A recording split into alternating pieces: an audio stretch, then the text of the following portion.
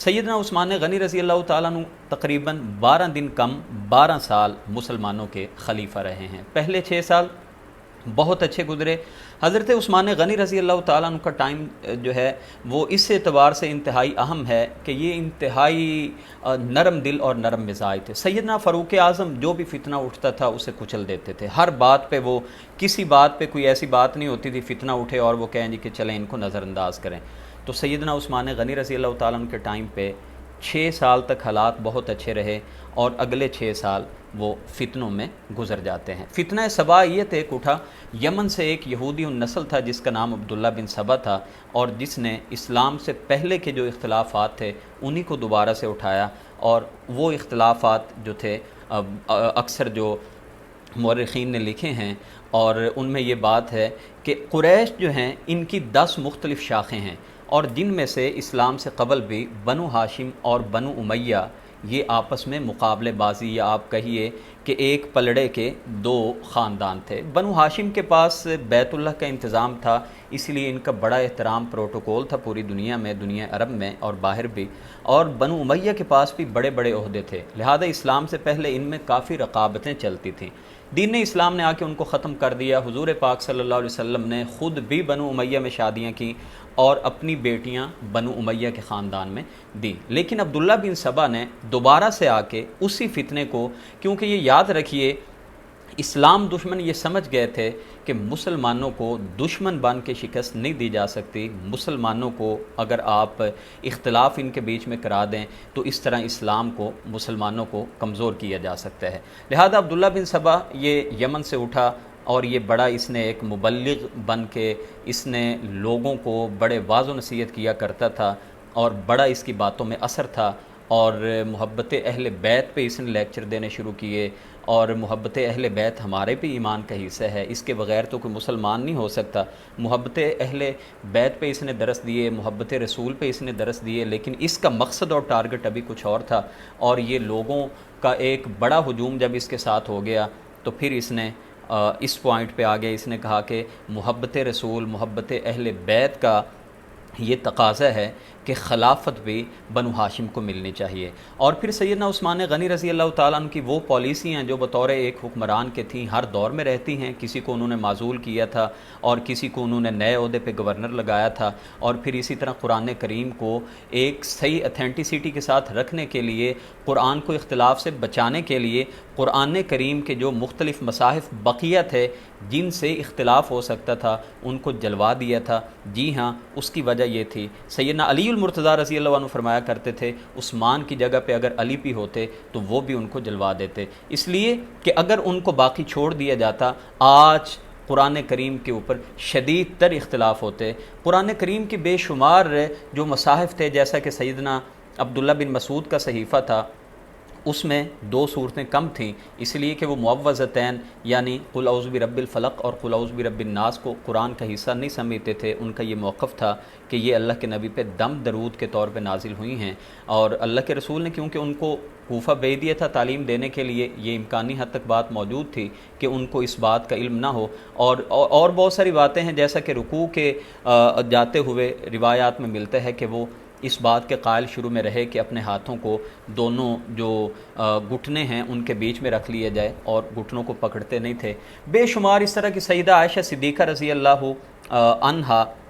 ने सूरह इखलास के बाद जो है दुआए क़नूत लिखी हुई थी। और इसी तरह सहाबा किराम जो हुजूर से सुनते थे, क्योंकि उनको तो पता था कि इसका क्या मतलब है, तो वो बीच में ही वो चीज़ लिख लिया करते थे। लेकिन नाज़रीन गिरामी 20-30 साल बाद, 1-2 सदियों बाद अगर वही मुसाहिफ़ निकल आते तो आज कुरान में किस कदर शदीद इख्तिलाफ़ होता। कुरान करीम को जो उन्होंने आग लगवाई, ये भी एक एतराज़ था कि जी इन्होंने कुरान करीम को क्यों आग लगवाई है, अपने ख़ानदान को इन्होंने क्यों नवाजा है। तो फरमाया करते थे कि मेरी जो इस्लाम के लिए इतनी खिदमात हैं, मैंने अपना माल इतना ख़र्च किया है और क्या मैं माली तौर पे, और ये मैं अपने ख़ानदान को अगर मैंने कुछ बैतुल माल से दिया है तो वो एक शहरी के तौर पे दिया है जो मैंने बाकियों को भी अता किया है। ये तमाम तर इल्ज़ामात थे कि उन्होंने अपनी एक फ़ौज तैयार की और वो मदीना पर आके चढ़ाई कर देते हैं।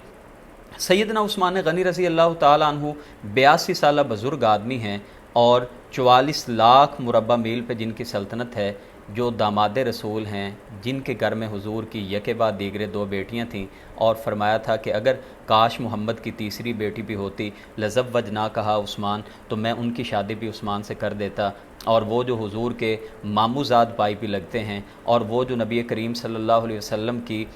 پھوپھی کے جو ہے وہ پوتے بھی لگتے ہیں، اتنے عظیم رشتے ان کے حضور پاک صلی اللہ علیہ وسلم سے تھے، اور جن کے بارے میں اتنی بشارتیں تھیں، ان کے گھر پہ حملہ آور ہو جاتے ہیں، اور جس کا انجام ہمیں یہ ملتا ہے کہ سن 35 ہجری میں 18 ذی الحجہ کو ان کی شہادت ہو جاتی ہے، اور وہی بیر روما جو انہوں نے 20,000 درہم میں لے کے مسلمانوں کے لیے وقف کیا تھا، اس کا ایک گلاس پانی بھی ان تک پہنچنے نہیں دیا جاتا۔ اور جب شہادت کا وقت ہے تو قرآن کریم کی تلاوت کر رہے ہیں، اور فَسَيَكْفِيكَهُمُ اللَّهُ وہ آیت پہلے سپارے کی پڑھ رہے ہیں، تو امام ابن کثیر رحمۃ اللہ علیہ فرماتے ہیں کہ 44 لاکھ مربع میل کا حکمران ہو، اور اس کے باوجود بھی وہ قرآن کریم کو اتنا وقت دے رہا ہے، تو لوگوں کے پاس کیا ایسی مصروفیت ہے کہ وہ قرآن کریم کو وقت نہیں دیتے۔ سیدنا عثمان غنی رضی اللہ تعالیٰ عنہ کی شہادت کے بعد ہم دیکھتے ہیں کہ امت مسلمہ میں 2 بڑے بڑے گروہوں کا وجود آ جاتا ہے، اور میں اگر یہ کہوں کہ واقعہ کربلا کی پہلی جو اینٹ تھی وہ شہادت عثمان کی شکل میں رکھی گئی ہے، تو یہ بات بے جا نہ ہوگی۔ ہم دیکھتے ہیں کہ سیدنا عثمان غنی رضی اللہ تعالیٰ عنہ کی خلافت ہی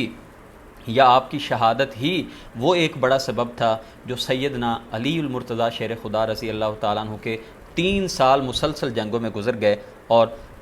جنگ جمل کی بات کر لی جائے، جنگ صفین کی بات کر لی جائے، جنگ نہروان کی بات کر لی جائے، تمام جنگیں بنیادی جو اس کے پیچھے سبب تھا وہ شہادت عثمان تھا۔ اور میں یہ سمجھتا ہوں کہ شہادت عثمان اتنا بڑا فتنہ ہے، فتنہ کبریٰ جسے اللہ کے نبی علیہ الصلوۃ والسلام نے فرمایا تھا، لیکن یاد رکھیے حضرت عثمان غنی رضی اللہ تعالیٰ عنہ نے تمام صحابہ مدینہ میں ہونے کے باوجود بھی کسی کو، وہ اگرچہ وہ آپ کے لیے اپنی خدمات پیش کرتے رہے، حسن و حسین آپ کی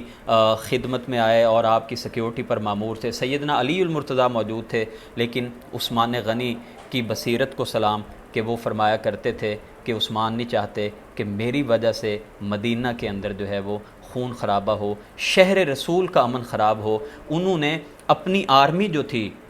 اپنی حفاظت کے لیے اسے استعمال نہیں کیا، شہر رسول کا امن اور احترام خراب نہیں کیا، اور خود شہید ہو گئے۔ اور شہادت بھی اتنی دردناک ہوئی کہ بعض روایتوں میں، جو تاریخ کی روایتیں ہیں ہم مجبور ہیں ان کی صحت جیسی بھی ہے، بعض روایتوں نے لکھا ہے کہ اتنی دردناک اور المناک شہادت تھی کہ تیسرے دن ان کا جنازہ پڑھا گیا۔ بعض نے یہاں تک لکھا ہے کہ 17 لوگوں نے صرف مل کے ان کا جنازہ پڑھا، اور بعض نے تو یہاں تک لکھا ہے کہ ان کی قبر کے نشان بھی باقی نہیں رہنے دیے گئے۔ یہ جو بھی حالات تھے، اور اس پہ آپ تحقیق کیجئے، آپ ان کو پڑھیے، ان واقعات کو، اگرچہ ان واقعات میں بعض میں بہت شدت ہے، رتب و یابس بھی بعض نے کی ہے، لیکن بہرکیف واقعات میں سنگینی کا ہمیں پتہ چلتا ہے، اور اسی سنگینی سے ہمیں اندازہ ہوتا ہے کہ جنگ جمل اور جنگ صفین،